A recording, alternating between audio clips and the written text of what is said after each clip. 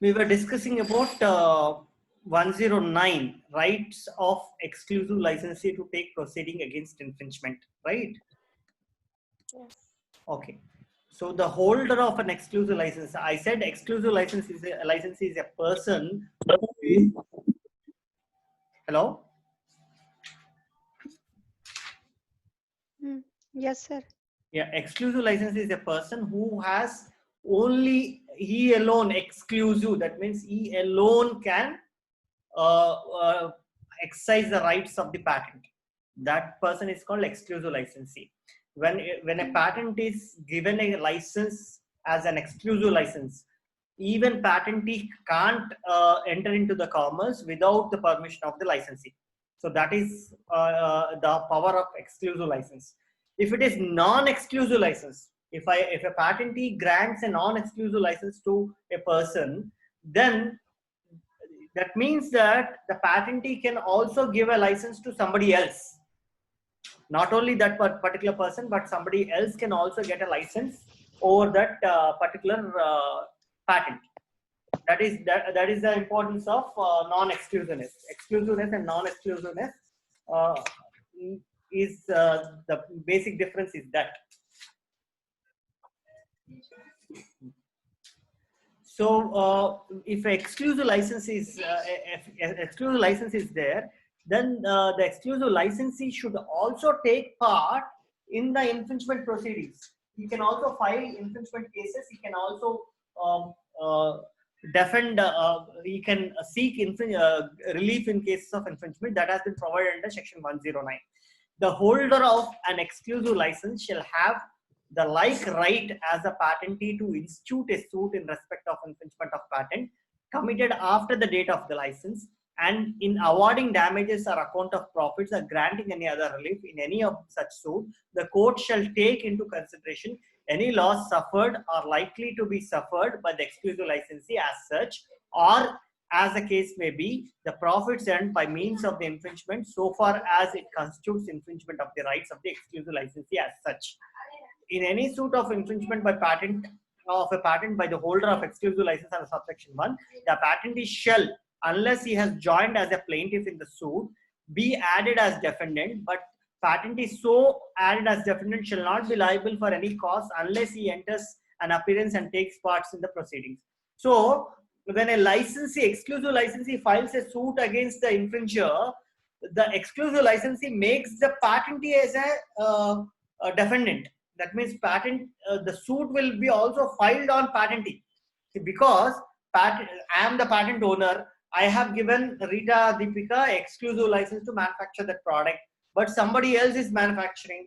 What Rita Deepika will do is that somebody else, whoever is manufacturing the product, they file a case against him as well as me as a patentee, because I have given a right, I have given an exclusive right. That agreement itself is violative if I have not taken action, if I have not stopped him, the other person who is manufacturing. So he files a case against both that other person who is manufacturing as well as the patentee. And if patentee appears and takes parts in the proceedings, then he doesn't require, he is not liable for the cost if he enters appearance. If he doesn't enter appearance, and then if there are any costs that have been avoided by the court, then that has to be paid by the patentee also. Patentee will become a defendant and he has to pay the cost that has been levied by the court in case he has not taken part in the legal proceedings. Is this clear? Not only the patent owner who can file a suit, suit can be filed by a owner of the patent, the person who got the patent, but also the exclusive licensee under Section 109. Can a non-exclusive licensee file a suit? Yes or no? Can a non-exclusive licensee, can he file a suit for infringement of patent? Yes, sir. Non-exclusive licensee, ma.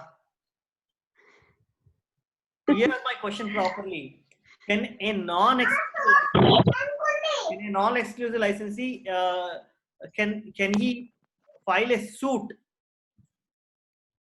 The No, Section sir. 109 says The holder of exclusive licensee shall have a like right to institute a suit. Can a non-exclusive licensee have a right, similar right? No. No. Only exclusive licensee, either a Hmm. patentee or exclusive licensee alone can file a patent infringement suit. No other person. Yes, sir. Either a Okay, patentee sir. or exclusive licensee. No other person can file an infringement suit. If a non-exclusive license has been granted to you, you can only exercise that non-exclusive right, not take part in legal proceedings. Okay. So it will be Okay, sir. confusing questions like this. You need to prepare to answer. Then section 110, right of license under section 84 to take proceedings against infringement. Any person to whom license has been granted under section 84 shall be entitled to call upon the patentee to take proceedings to prevent any infringement of the patent. And if patentee refuses or neglects to do so within 2 months after being so called upon, the licensee may institute proceedings for infringement in his own name as though he were the patentee, making the patentee a defendant. But a patentee so added as a defendant shall not be liable to costs unless he enters the appearance and takes part in the proceedings. Now, what is 84? Section 84? Compulsory license. Compulsory license. Okay. Not only exclusive licensee, but also compulsory license holder can also file a suit. However, he need to first intimate the patent owner to take up the infringement action. If patent owner does not file an infringement suit within 2 months, when he has informed to take up the action, then the licensee may himself institute in his own name a suit and make the patentee as a defendant. So compulsory license is granted to him, and he has informed the patentee that somebody else is manufacturing, you take action against him. If that person is not taking action, then the compulsory licensee can file a suit. Now, who all can file a suit after this? Section 1010. Number 1, under section 104, the patentee can file the suit. Under 109, the exclusive licensee can file the suit. And under 1010, the compulsory license holder can file a suit. These are the 3 people. Then Okay, sir. section, yeah, Deepika, tell me, ma'am. I'm just telling yes, sir. Okay. Clear with the point. Yeah, under section 111, restriction on power of court to grant damages or account of profits for infringement. In a suit for infringement of patent, damages or account of profit shall not be granted against defendant who proves that the date of infringement he was not aware and has no reasonable ground for believing the patent existed. A person shall be deemed to have not been aware to have reasonable ground to believe the patent exists by reason only the application or article, word, patent, patented, or other words expressing implying the patent has been obtained for the article unless the number of the patent accompanies the word and words in question. So this is where the marking is important. If you don't mark the product with patent or patent application or patent pending or patented with the patent number or the patent number, a patent application number or patent number, then the person who on whom infringement has been filed, he can simply say that I am not aware. I don't know that this pen has been patented. Though it has been written patented or patent pending, the number has not been provided on it. As such, I'm not aware that it has been filed a patent application. So it is important. Marking is important for patent infringement suits. Marking has to be done. You need to put on the product. That's the reason small letters. The product will be written patent pending, patented, patent pending, and patent application number, patented, and patent number. Either of that. If it is granted patent, patented, and granted patent number. If it is patent pending, patent application, pending number. And country in which it has been filed. Sometimes if you file a US patent, that can't be enforceable in India. So you need to provide Indian patent number, not US patent number. If you write US patent number, then the, section 111 will apply and no damages or account of profits will be paid to you.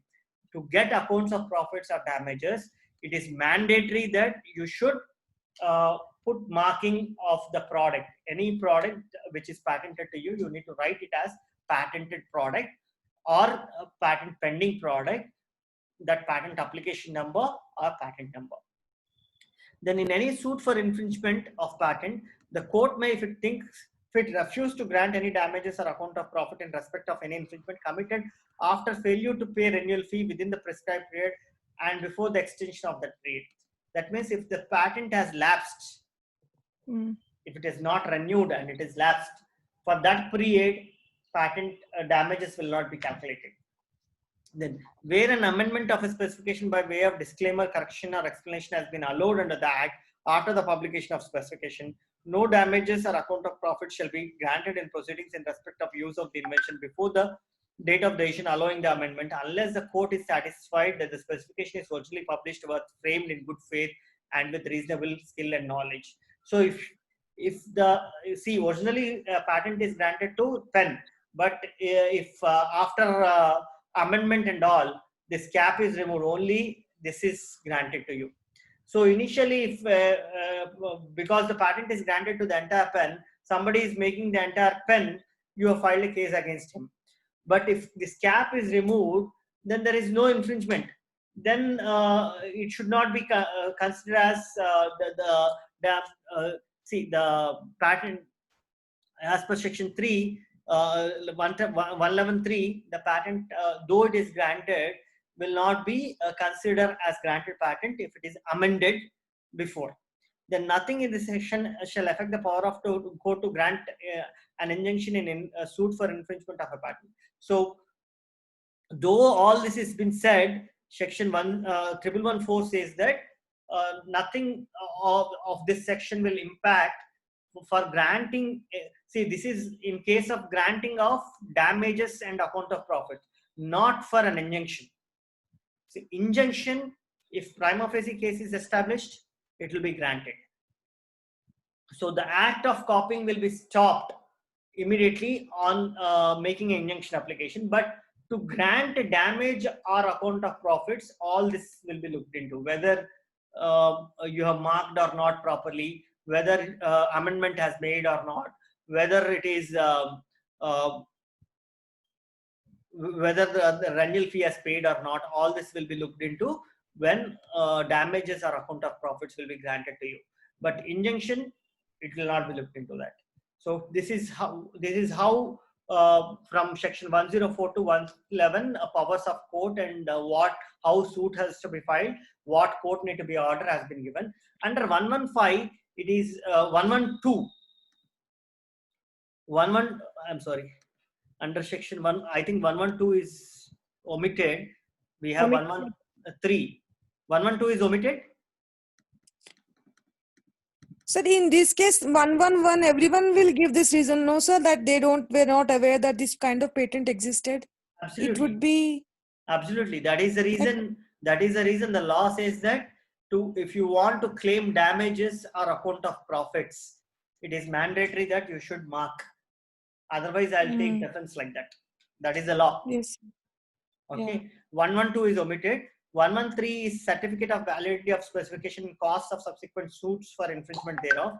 So specification validity certificate has to be given by controller in any proceedings before the appellate board or high court for revocation of a patent under section 64 and section 104, as the case may be. The validity claim of specification is contested, and the claim is found by the appellate board or high court to be valid. The appellate board or high court may certify that the validity of the claim was contested in those proceedings and was upheld. So, in case a counterclaim and validity of the patent has been questioned and that question is upheld, then the patent will be revoked. Or if it is come out valid, then they give the certificate to the extent that it is valid. Where any such certificate has been granted, then if in any subsequent suits before the court for infringement of that claim of the patent or any proceedings for revocation of the patent, so far it relates to that claim, the patentee or other person relying on the validity of the claim obtain final order of the judgment in his favor, he shall be entitled to order of the payment of his full cost, charges, expenses, all those. So in case the final order is in favoring one person, that the other person is liable to pay the cost, charges, expenses, everything that is required for such claim, provided that the cost as specific in subsection shall not be ordered when the party disputing the validity of the claim satisfied the court that he was not aware of the grant of the certificate when he raised the dispute, and withdraw forthwith such defense when he came aware of the certificate. So in case somebody raised that and costs have been awarded, and if he before that proceeding has gone ahead, if you withdraw that validity claim, then that cost will not be awarded to him, is what proviso says. Nothing contained in this section shall be construed as authorizing the courts or appellate boards hearing appeals from decrees or orders in the suit for infringement or petitions for revocation, as the case may be, to pass orders for the cost of this on the scale referred to therein. So though it is saying that it is should not, but 113.3 say again empowers the courts to give costs based on the necessity required by them. Then relief for infringement of partly valid specification. Partly valid specification is if you have filed patent for pen, only cap is valid, pen is not valid, or only pen is valid, cap is not valid. Like that, such kind of things. If in any proceedings for infringement of patent, it is found that any claim of the specification being claimed in respect of which infringement is alleged is valid, but any other claim is invalid, the court may grant relief in respect of the valid claim which is infringed, provided the court shall not grant relief except by way of injunction, save in the circumstances mentioned in subsection 2. Subsection 2 says, where the plaintiff proves that the invalid claim was framed in good faith and with reasonable skill and knowledge, the court shall grant relief in respect of any valid claim which is infringed, subject to discretion of the court as to the cost and as to the date from which damages on the account of profit should be reckoned. And in exercising such discretion, the court may take into consideration the conduct of the parties in inserting such invalid claim in the specification or permitting them to remain there. So if there is an invalid claim that has been granted wrongfully, and knowing very well that it is invalid, if they assert their right, the conduct of parties, that is, they know that it is not valid claim, but still they have filed it and they obtained the patent, they misled the patent office in getting a grant, and then they also filed a suit based on that invalid claim. So all that need to be taken into consideration while granting damages or while granting relief to them. So that is what is section 114 says. When a specification is partly valid, only to the valid part the relief will be granted. Invalid part, the relief will not be granted. When invalid part has been included in the patent specification, knowing very well that it is invalid, then the court will consider the conduct of the party and may disallow granting any relief for valid claim also. Then 115, scientific advisors. In any suit for infringement or in any proceedings before the court under this act, the court may at any time, and whether or not an application has been made by party for that purpose, appoint an independent scientific advisor to assist the court and to inquire into and report upon any such question or fact of or opinion not involving question of interpretation of law as it may formulate for the purpose. So whether technology, see, courts, judges will not understand technology. So technological questions comes up, then there should be scientific people who can advise the court. So court can appoint by themselves, or either defendant or plaintiff ask the courts to appoint a scientific advisor. Under section 115, the courts are 115.1, courts are empowered to appoint a scientific, take the advices of scientific advisors. The remuneration of scientific advisors shall be fixed by the court and shall include the cost of making a report and a proper daily fee for any day on which the scientific advisor may be required to attend before the court, and such remuneration shall be defrayed out of the money provided by Parliament by law for this purpose. So the remuneration to the scientific advisors will be determined by the court, fixed by the court, and will be paid by the amount provided by Parliament by law for the purpose of maintaining scientific advisors. So this is all about suits concerning infringement. Tomorrow we'll go through with appellate board, ma. Okay, sir. Okay, So Let us Sir, see tomorrow what time? what time you want. The Same post time. lunch. Okay. Post lunch. No, sir. Tomorrow is solar eclipse, na, so it will be over by 2:30. So after 2:30 we will be busy. So means 10:30 or 11 it would be Okay. okay. So in morning 10:30 is okay for me, sir. Hmm. So we'll do 10:30 to 11:30 or 12. I'll take only 1.5 hour more. I'll only talk about this thing, Appellate board. Appeal. appellate boards, Hmm. provisions related to appellate board. Mm. So morning time is okay, sir. So appellate board, there are hardly two sections, section 116 and 117. 117 we will get. Only that I'll discuss. Okay, sir. Okay, sir. Morning is okay for me. Okay, ma. Right. By 10:30, sir? Yeah, 10:30. Sir, I Okay, have thank you. three Yeah, doubts, sir. Just want to ask. yeah, please. Sir, when we are filling form one, when we are filling form one, there are options like ordinary divisional application, patent of addition, convention application. So Correct. these are the applications which will be the form one, or what about the complete and provisional, sir? For that we need to fill That in is the form form two. 2. Form 2 is provisional and complete specification. Form 1, ordinary application and PCT national phase, divisional application, patent of addition, convention application. All that will be mentioned in Form 1. Okay. And so for filling complete specification and provision specification also, we don't need to fill form one, sir. Form That will 1, we go with need to form two. make a mention whether we are filing provisional application or complete specification. When you are filing provisional application, you need to select provisional application, and when you are selecting filing complete specification, you need to select complete specification. That is option drop down box. In the drop down box, you need to select either provisional or complete. Mm. But Form 2 is where you mention it is provisional or complete specification. So, but every form, like whenever we're filling any application, we go with form one, form two, form three, form five, form 26, like that. For first time when you are filing a patent application, you will file Form 1, Form 2, Form 3, Form 5, Form 26 in case you are going with a foreign, you are filing through an Patent agent. agent. Yeah. These are the forms for first time. If you are a small entity, Form 28, all that Yes, you sir. will file if you are filing for the first time.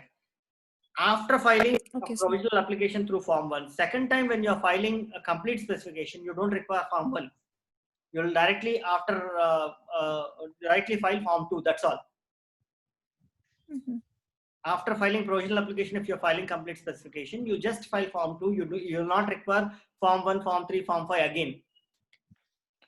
And when we are directly filling form complete specification, Yes, then sir. all the forms are required. Form 1, Form 2, Form 3, Form 5, and Form 26, Form 28. Okay. So Subsequently, that form. whatever you are doing, you don't require Form. Form 1 will be filed only once. And I that got your is question. also. If we are saying provisional application in Form 1 and then subsequently file complete specification, do we require to file again Form 1? No. Even if it Yes. is whether provisional or complete specification, first time when you file a Form 1, that Form 1 is hold good for throughout the application process. Again, you don't require Form 1. Okay. But here in the form one, they have given ordinary patent of addition, divisional, and PCT application. So Correct. I have just got a doubt of provisional and complete specification. So in that case, that's the reason I was asking, sir. Like So for ordinary application, patent of addition, divisional application is different set of selection that you need to make. If you are filing for a patent for first time, if you are a citizen of India, then it is ordinary application. Then if you are filing improvement of a patent which is already filed, a patent application is already there, then you are filing another application, then it is patent of addition. If you have already filed a patent application for 2-3 inventions together and you want to divide it, then it is divisional application. So initially it will be ordinary application. Then if in case of improvements, patent of addition. In case of division of multiple patent application, multiple technologies in different patents, then it is divisional application. In case you are filing as a if you are filed already in a foreign country and you are coming in India, taking the priority of foreign application, then it is convention application. If you are coming through PCT route, it is PCT national fees application. Like that, there are different one column where you need to choose which type of your application is.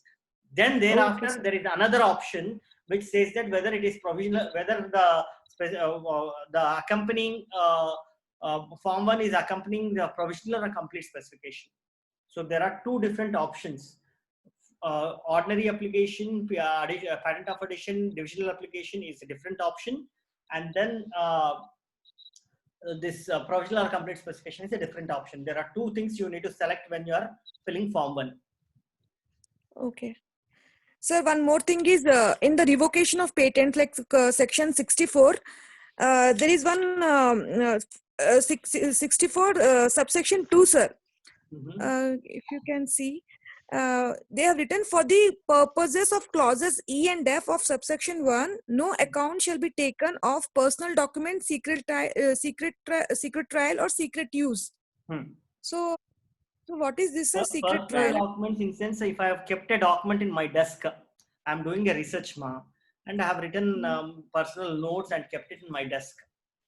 And then after research is completed, I file a patent application. These notes I have made on 1st January 2020, but my research is completed on 1st June.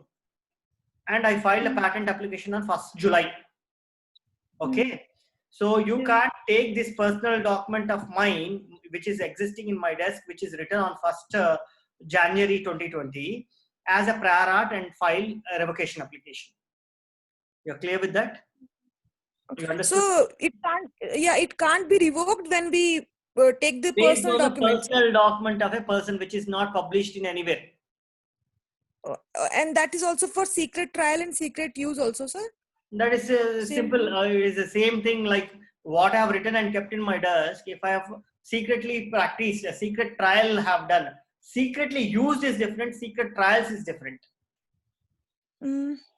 See, if I say like Coca-Cola formula now secretly been used. Tomorrow they file a patent application for that formula. Will the patent be granted to that? Yeah. No, it will not be granted because it is already used. If it is secret trials happened but not launched, product has not launched. Secretly trials have done much prior to launching the product. And before launching, they filed a patent and launched it. Can the secret trials be considered as prior art? On 1st January, I do a trial. And on 1st July, I file a patent. Can my No, 1st sir. January, when I have done a trial, can that be taken as this thing? Prior art. As per section 64? No. It is not. So this won't be the ground for revocation, sir? These will not be the grounds for revocation, no, sir? Exactly. These are exempted from grounds of revocation. Okay. Because they've given secret trial or secret use. So I was a bit confused. Secret trial and secret or secret use. Or. Can you read it again? Yeah. No account shall be taken of personal document or secret trial or secret use. Secret use in sense not in commerce. Okay. Where exactly 64? Subsection 2, sir. Subsection 2. No account shall be taken on personal document, secret trial or secret use. Got it. That is without any commerce. If it is not sold but it has been used internally. I want to test it before launching the product. See, this is a pen. I want to test this pen. I have secretly used it in my factory. Can that amount to a prior art? No. On 1st January, I have used this pen on my desk in my factory, inside my factory.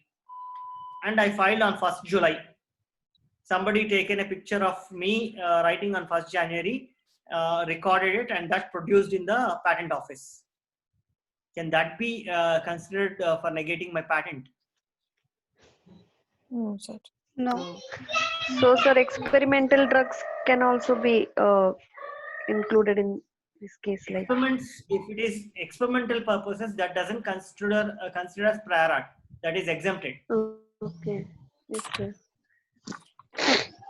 But it's Yes, used sir. for commerce, then like Coca-Cola is already used in the market, commerce. If they have secretly used but not launched the product, then it is qualified for continuing as a patent. Otherwise, if they have used, then it is it will not be considered as exemption. Okay, sir. Okay, ma. Good Thank day. you, sir. Thank you, Thank you, sir. Thank you, sir.